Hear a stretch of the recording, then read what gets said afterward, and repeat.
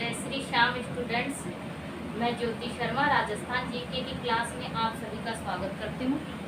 और राजस्थान जीके के अंतर्गत हमारा टॉपिक चल रहा था राजस्थान के राजवंश, और उसमें हमने मेवाड़ के गुरील पढ़ लिए थे, फिर बीकानेर के राठौड़ पढ़ लिए, मारवाड़ के राठौड़ पढ़ लिए, और उसके बाद चौहान वंश चल रहा था हमारा। चौहान वंश में आज हम पृथ्वीराज तृतीय को पढ़ेंगे। पृथ्वीराज तृतीय से पहले के सारे शासकों को हम पढ़ चुके हैं। तो स्टार्ट करते हैं। पृथ्वीराज चौहान तृतीय, इनका शासनकाल 1177 से 1192 ईस्वी तक था। शाकंभरी कह दो या अजमेर के चौहान कह दो। तो शाकंभरी के चौहान शासकों में सबसे प्रसिद्ध शासक थे कौन? पृथ्वीराज चौहान तृतीय सबसे प्रसिद्ध शासक थे। और 12वीं शताब्दी के अंतिम चरण में चौहान साम्राज्य उत्तरी भारत में अत्यधिक शक्तिशाली हो गया था।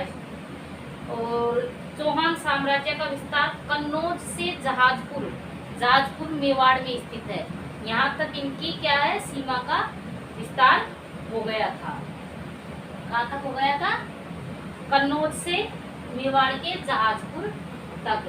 और जो पृथ्वीराज चौहान है वो सोमेश्वर की मृत्यु के बाद 11 वर्ष की अल्पायु में ही शासक बने थे। कितनी सी आयु में शासक बन गए थे वो? 11 वर्ष की अल्पायु में शासक बन गए थे। और उनकी जो माता है कर्पूरी देवी, वो इनकी क्या बनी थी? संरक्षिता बनी थी।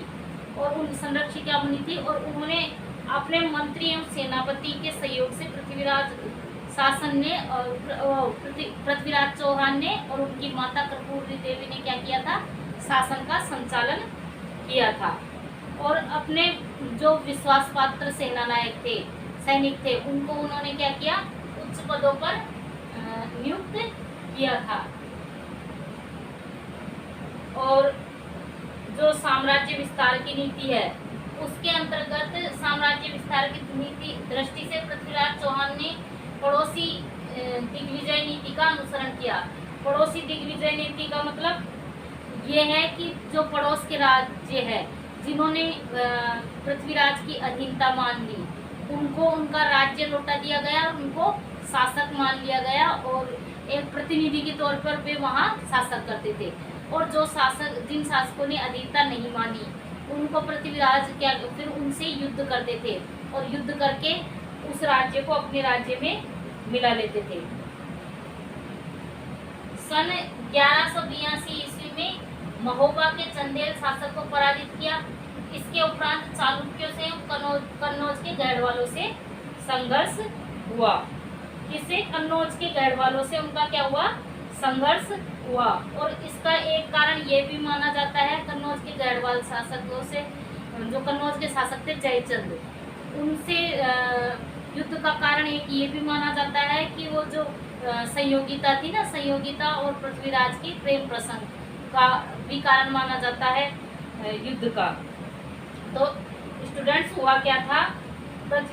संयोगिता का संवयंवर का आयोजन किया था। स्वयंवर हुआ था संयोगिता का। तो उसमें क्या है, जो कन्नौज के शासक थे जयचंद, इन्होंने राजसूय यज्ञ भी किया था और अपनी पुत्री संयोगिता के स्वयंवर का आयोजन भी किया था। और संयोगिता से विवाह के लिए उन्होंने दूर दराज के मतलब सारे राजाओं को आमंत्रित किया था, लेकिन उन्होंने क्या है, पृथ्वीराज चौहान को आमंत्रित नहीं किया था क्योंकि पृथ्वीराज चौहान से उनका पहले से ही मनमुटाव चला आ रहा था। और उसमें क्या किया कि पृथ्वीराज को अपमानित करने के लिए जो जयचंद है उन्होंने पृथ्वीराज की मूर्ति को बुलाया नहीं, जो तो कोई बात नहीं, लेकिन पृथ्वीराज की मूर्ति बनाकर उसको द्वारपाल की जगह खड़ा कर दिया। वहां पे लोग क्या कर रहे थे? जूते चप्पल खोल रहे थे। और स्टूडेंट्स, माना जाता है कि जो संयोगिता और पृथ्वीराज एक दूसरे को क्या है, मन से चाहते थे। इसलिए संयोगिता जब वरमाला लेकर आई तो उन्होंने ढूंढा पृथ्वीराज चौहान को, देखा चारों तरफ, एक एक राजा के पास जाती और देख के वापस लौट जाती। तो उसने किसी के भी गले में माला नहीं डाली। लास्ट में वो द्वार पर पहुंची तो उसने देखा पृथ्वीराज की मूर्ति को, और उसने क्या किया, उस मूर्ति को ही माला पहना दी, और उस मूर्ति को माला पहनाई जब तक पृथ्वीराज को सूचना मिली। पृथ्वीराज भी मतलब वहां पर पहुंच गए थे, और पृथ्वीराज ने क्या किया, संयोगिता को अपने साथ लिया और अजमेर की ओर प्रस्थान किया। और चौहान सैनिकों ने गढ़वाल शासक था, उसके सैनिकों से युद्ध किया और उसके सैनिकों को रोका, और पृथ्वीराज चौहान संयोगिता को लेकर कहाँ पर आ गए, अजमेर आ गए। और अजमेर पहुंचकर उन्होंने क्या किया, संयोगिता से विवाह कर लिया। इस घटना से जयचंद व पृथ्वीराज के बीच शत्रुता और भी ज्यादा बढ़ गई। पहले से ही शत्रुता थी, और जब ये घटना हुई तो उसके बाद से उन दोनों के बीच शत्रुता और भी बढ़ गई। अब संयोगिता और पृथ्वीराज की कथा को कई तो किंवदंती मानते हैं, कई इतिहासकार इसे मान्यता देते हैं और कई नहीं देते। तो इस कथा की सत्यता एवं ऐतिहासिकता के संबंध में इतिहासकार एकमत नहीं है। डॉक्टर गौरी शंकर हीराचंद ओझा ने इसे कपोल कल्पना मानते हुए कहा है कि प्रबंध कोश, हम्मीर महाकाव्य, पृथ्वीराज प्रबंध एवं प्रबंध चिंतामणि जैसे समकालीन ग्रंथों में इस घटना का कोई भी जिक्र नहीं है। डॉक्टर रोमिला थापर एवं डॉक्टर आर.एस. त्रिपाठी ने भी इसे सही नहीं माना, लेकिन समकालीन फारसी तवारीखों में इस घटना का क्या है, वर्णन भी नहीं मिलता। फारसी तवारीखों में भी इस घटना का वर्णन नहीं मिलता, किंतु अबुल फजल ने इसका वर्णन अवश्य किया है। किसने किया, अबुल फजल ने। डॉक्टर दशरथ शर्मा ने बताया है कि हम्मीर महाकाव्य तथा रंभा मंजरी में ढेर सारी गलतियां हैं तथा इनमें वर्णन न मिलने से सारी घटना को ही काल्पनिक नहीं माना जा सकता, क्योंकि ऐसा करना उचित नहीं है। उन्होंने घटना की सत्यता को स्वीकार करते हुए बताया कि प्रेम जीवन का एक अंग है और वह सत्य एवं वास्तविक है, अतः यह घटना घटी तो कोई आश्चर्य की बात नहीं है। सीवी वैद एवं डॉक्टर गोपीनाथ शर्मा ने भी इसे स्वीकार किया है। इस प्रकार संयोगिता अपहरण की घटना में कोई संदेह नहीं रह जाता। सदियों से चली आ रही इस कथा में समय के साथ उतार चढ़ाव हुए अतिशयोक्ति, जैसे कोई कहानी मैं सुनाऊंगी तो उसमें थोड़े बहुत मेरे शब्द आ जाएंगे, फिर कोई और सुनाएगा तो उसके शब्द आ जाएंगे, तो इसको क्या है, थोड़ा बहुत बढ़ा चढ़ाकर प्रस्तुत कर दिया गया है। लेकिन ऐसा हुआ था, ऐसा माना जाता है, क्योंकि इसमें कोई ऐसा हुआ था, इसमें कोई शंका नहीं है। क्योंकि आपने भी पढ़ा होगा कि जो गढ़वाल शासक है उसने जब आक्रमण हुआ था मोहम्मद गोरी का, तब सहयोग नहीं किया था। तो सहयोग नहीं करने का कारण यही मुख्य माना जाता है, संयोगिता का अपहरण। अब नेक्स्ट आगे चलते हैं।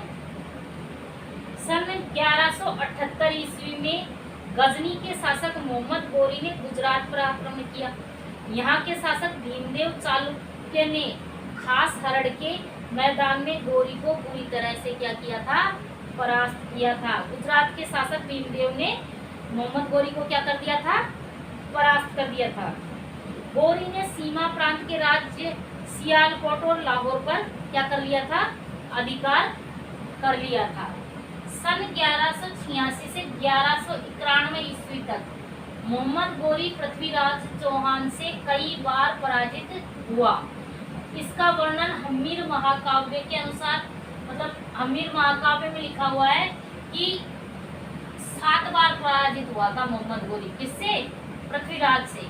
प्रबंध चिंतामणि के अनुसार 8 बार पराजित हुआ था। पृथ्वीराज रासो के अनुसार 21 बार पराजित हुआ था। कितनी बार पराजित हुआ पृथ्वीराज रासो के अनुसार, 21 बार। और प्रबंध चिंतामणि के अनुसार 23 बार पराजित हुआ था। इन ग्रंथों में मोहम्मद गोरी के अनेक बार पराजित होने का क्या है, उल्लेख मिलता है।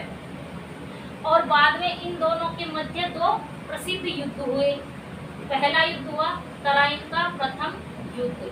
ये युद्ध कब हुआ, 1191 ईस्वी में। तराइन का प्रथम युद्ध हुआ।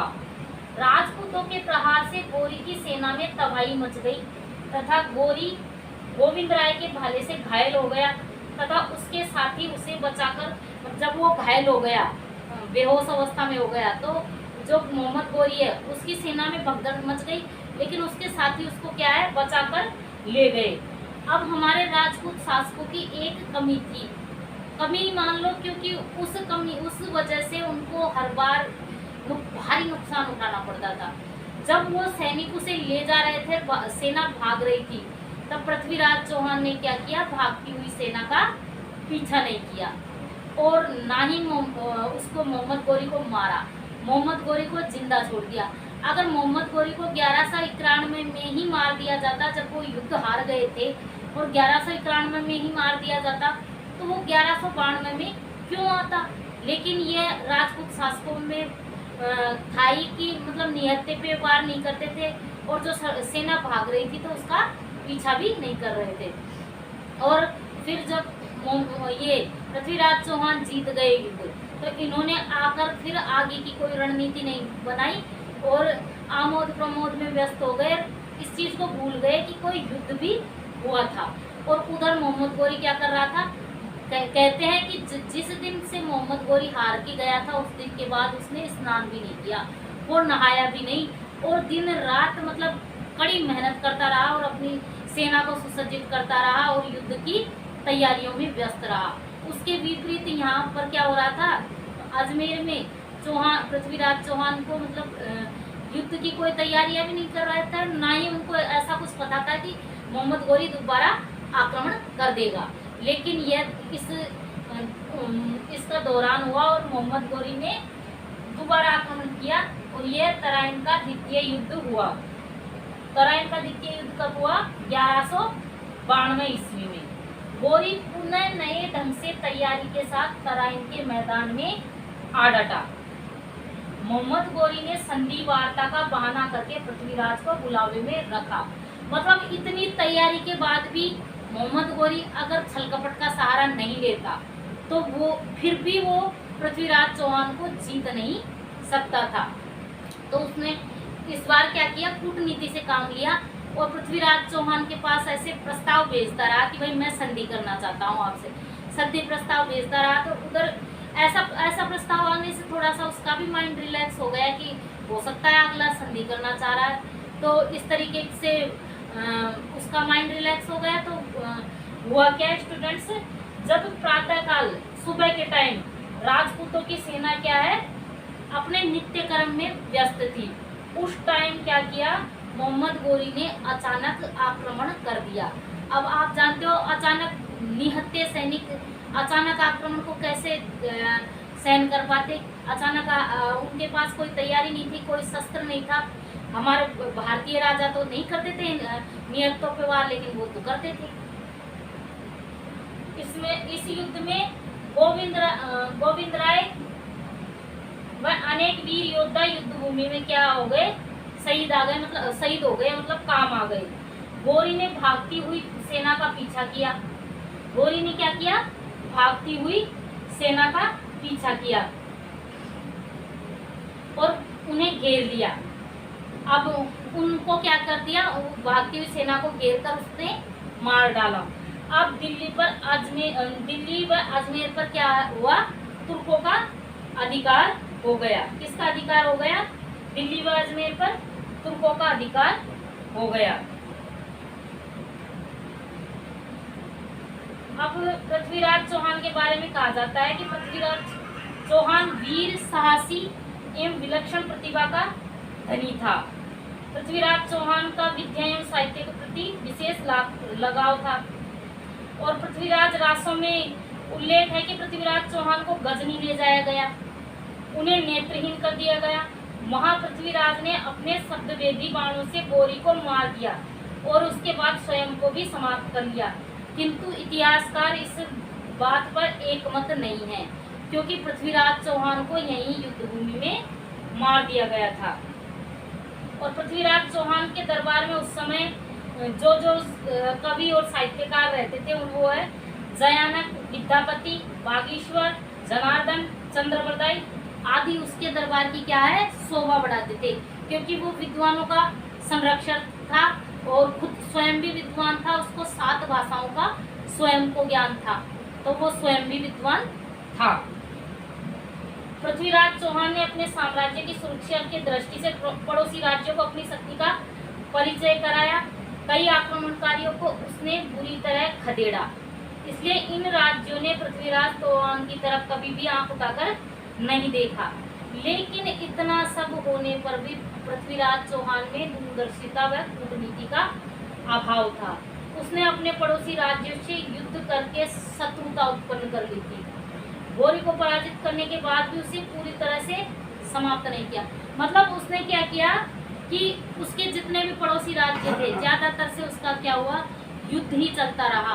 और सब जो पड़ोसी राज्य थे, जो मनी मन सोचते थे कि इसको मतलब कैसे भी हराया जाए, और गौरी ने जब आक्रमण किया तो किसी भी पड़ोसी शासक ने उसकी सहायता नहीं की।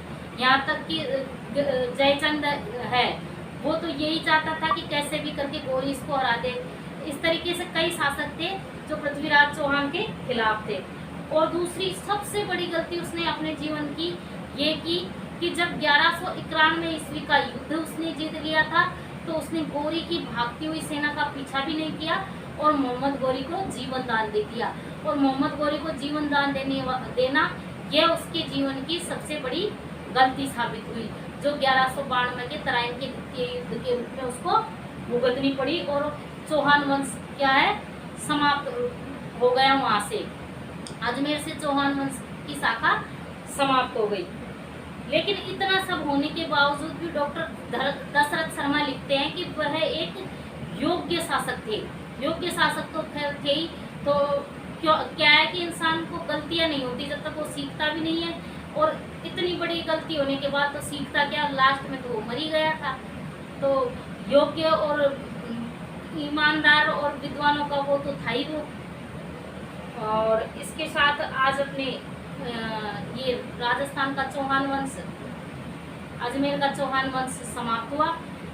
कल कुछ नया टॉपिक चलाएंगे।